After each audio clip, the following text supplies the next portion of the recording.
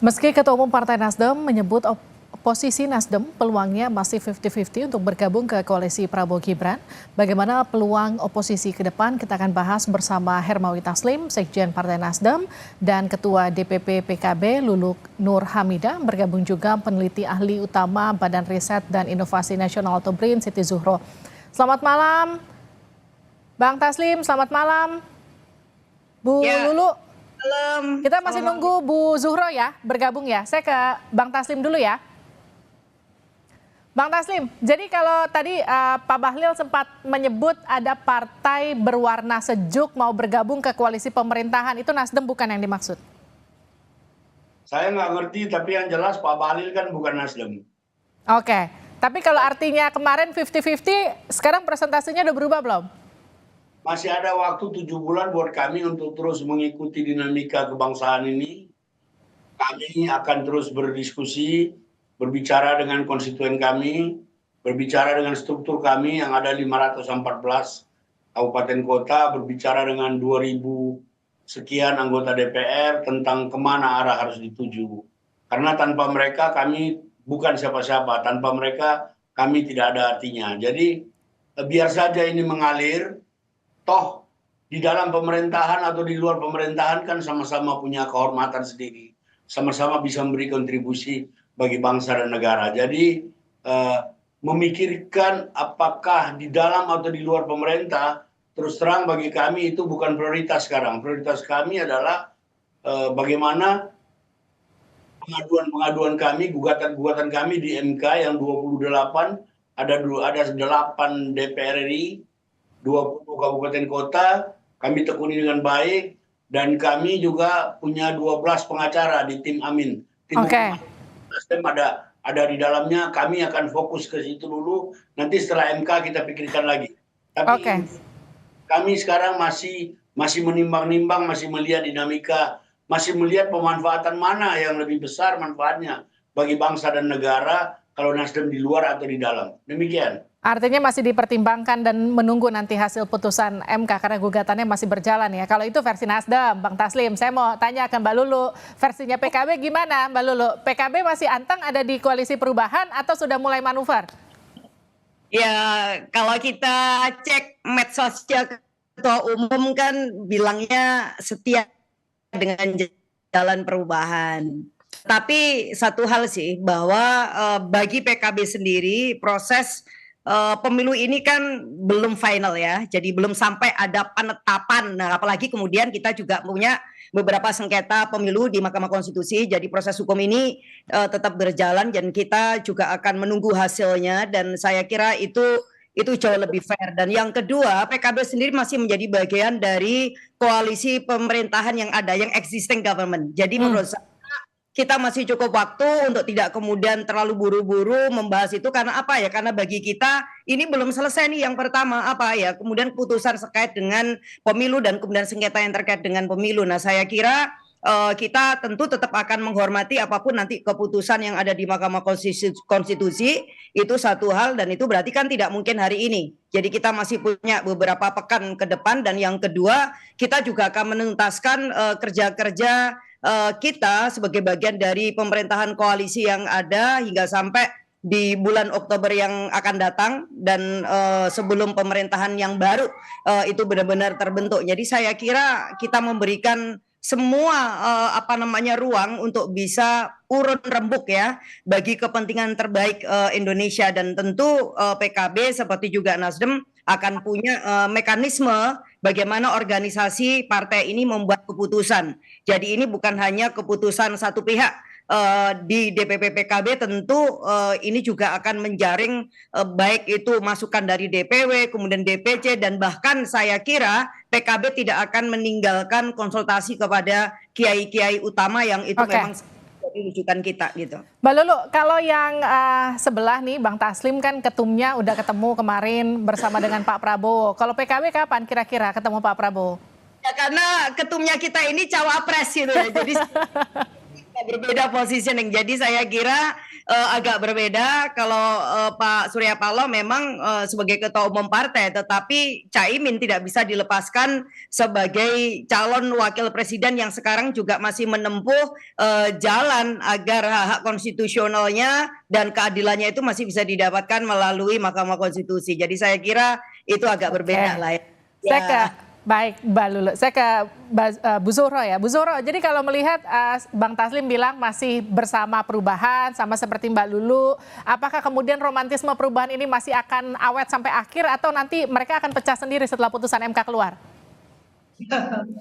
Itu yang mulai diragukan ya, kalau menurut saya. Mulai diragukan oleh publik dan mulai dipertanyakan gitu. Tidak hanya diragukan, dipertanyakan terus diragukan.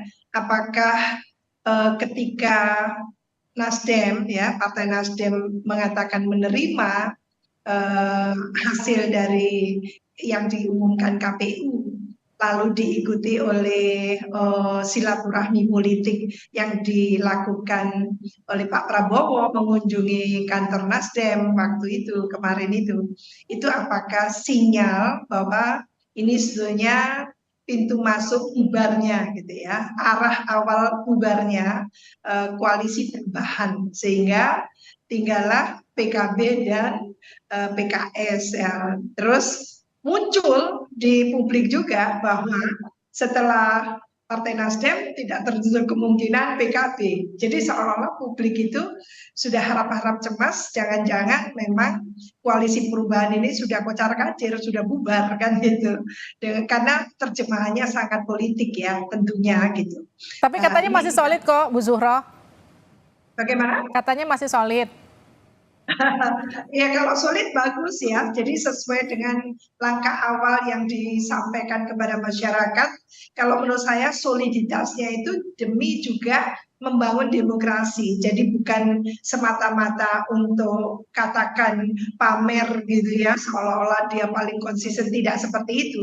Tapi tentu ada concern gitu ya, perhatian khusus terhadap bagaimana nasib demokrasi pemilu kita ke depan kalau tidak diperbaiki dari sekarang. Oleh karena itu, saya setuju Mbak Lulu mengatakan tadi itu, bahwa hormati tahapan untuk menyelesaikan katakan gitu ya, permasalahan yang dianggap pelanggaran, ada distorsi di situ gitu ya, baik terhadap peraturan maupun terhadap etika yang sekarang ini sudah diproses di Mahkamah Konstitusi. Jadi menurut saya itu yang harus difokuskan.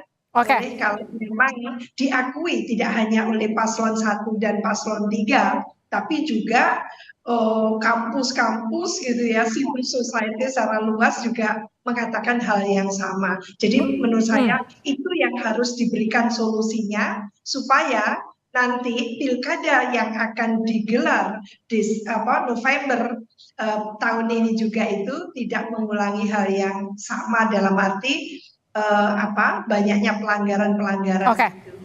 Saya ke Bang Taslim. Bang Taslim, tadi kan Anda sempat menyampaikan mengawal sampai kemudian putusan MK itu selesai. Tapi yang kemudian jadi pertanyaan, apa yang akan terjadi setelah putusan MK itu selesai? Kira-kira arah perahunya Nasdem akan berlayar di mana? Ya, putusan MK itu kan 2 bulanan ini. Kita masih punya waktu sampai Oktober. Kami terus mengikuti dinamika ini sampai pada saatnya nanti kami menentukan sikap. Sekarang misalnya kami belum tahu pasti jumlah kursi kami untuk DPR RI berapa. Karena masih ada gugatan 4. Kami belum tahu kursi kami DPRD provinsi dan kabupaten tepatnya berapa. Belum lagi dinamika-dinamika kebangsaan yang lain. Tapi intinya bagi kami di dalam atau di luar pemerintahan, Nasdem sebagai partai baru 10 tahun di Indonesia ini, sama mulianya akan ada peran masing-masing, peranan sendiri. Jadi kami bersiap untuk 2 opsi itu. Demikian. Bang Taslim, kalau kursi pileknya tadi Abang bilang belum tahu, tapi kalau kursi menteri yang ditawarin Pak Prabowo udah tahu belum? Lebih tidak tahu lagi dan tidak ada penawaran. Ketika Pak Surya bicara dengan Pak Prabowo di penthouse itu saya di sebelahnya. Tidak ada pembicaraan seperti itu. Hanya mereka berbicara, inti pembicaraan itu 45 menit lebih didominasi oleh bagaimana para elit Indonesia ini lebih menguatkan persatuan. Artinya jangan rakyat disuruh bersatu terus, tapi yang di atas tidak kompak. Itu sebenarnya tekanannya itu. Kedua belah pihak sepakat. Silaturahmi antar elit politik itu dipererat. Demikian. Bersatu artinya berkoalisi ya, Bang Taslim? Bersatu itu bersatu dalam semangat kebangsaan, bisa di luar, bisa berkoalisi. Oke. Gitu loh. Nah, semangat kebangsaan seperti apa yang dimiliki PKB nih, Mbak Lulu? Jadi apakah setelah putusan MK akan gabung sama koalisi pemerintahnya Pak Prabowo? Kalau tadi kan Mbak Lulu sempat katakan gini, ya posisinya beda karena ketum kita tuh cawapresnya. Berarti kalau cawapres harusnya mungkin dapat porsi yang lebih besar tawaran menterinya. Tergoda nggak kira-kira? Bukan, kalau yang saya maksudkan posisi ketum kita cawapres itu artinya di belakang ketum kita itu ada lebih kurang konteksnya Amin ya, ada 40 juta lebih orang yang memiliki harapan, yang mereka percaya kepada agenda perubahan dan mereka juga memiliki catatan bahwa pemilu ini memang harus yang diluruskan. Nah, menurut saya ini yang menjadi agenda kita, belum lagi mohon maaf nih misalnya ada begitu banyak aspirasi yang memang dititipkan kepada PKB di luar jalur Mahkamah Konstitusi, ada misalnya aspirasi yang terkait hak angket. Nah, ini juga menurut saya perlu untuk mendapatkan respon dan tidak mungkin kalau kemudian ini juga akan kita deny karena apa ya? Karena ini bagian dari sebuah proses untuk memperbaiki kualitas demokrasi kita dan berkali-kali ketum kami Caimin yang sekaligus juga cawapres itu kita punya concern demokrasi kita harus lebih baik. Karena apa? Karena pemilu yang akan datang yang paling terdekat itu pilkada itu 271. Kita nggak ingin mengulangin katakanlah misalnya kecurangan yang sangat brutal dan itu pasti akan menjadi kerugian yang sangat besar bagi bangsa Indonesia. Oke, saya ke Bu Zuhro lagi. Jadi Bu Zuhro kalau dikatakan gini, Pak Prabowo sempat menyatakan akan merangkul semua pihak. Artinya kan mungkin saja diprediksi akan terjadi seperti Pak Jokowi periode kedua. Artinya akan banyak partai yang berkoalisi. Mungkin saja tersisa satu atau bahkan mungkin semuanya ikut berkoalisi. Lalu seperti apa kemudian menjaga iklim demokrasi yang seharusnya? Mungkin nih PKB sama Nasdem sekarang kan memang masih belum deal ya mau kemana. Tapi kan kita nggak ada yang tahu. Politik nggak ada yang pasti, Bu Zuhro.